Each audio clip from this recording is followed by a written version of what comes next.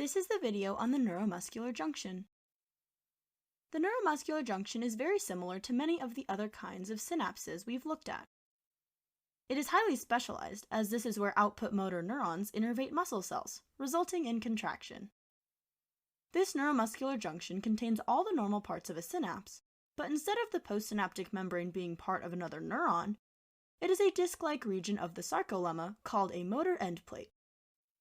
Though they occur at all muscles, NMJs are between lower motor neurons and skeletal muscles. The end plates have junctional folds.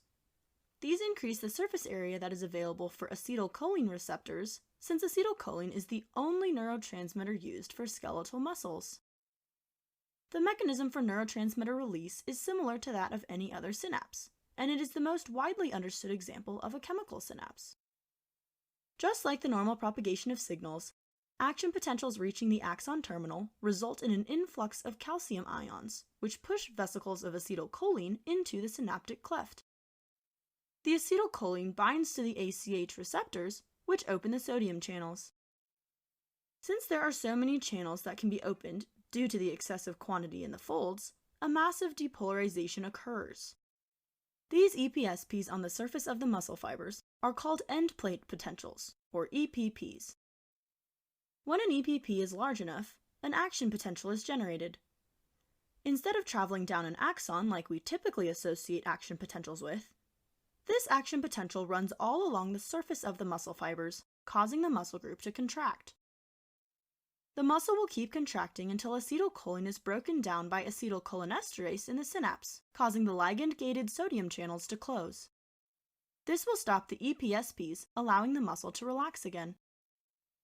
When research was being conducted on the NMJ, scientists noticed a lot of noise in the electrical signals being generated. Bernard Katz and his colleagues found that this noise was actually a collection of small versions of EPPs. Only, instead of being around 50 millivolts in magnitude, they were only about 1 to 2 millivolts. These miniature end plate potentials, or MEPPs, were easier to quantify and are considered the smallest unit of increase for EPPs of differing magnitudes. One MEPP is generated when a single burst, or quanta, of acetylcholine is released.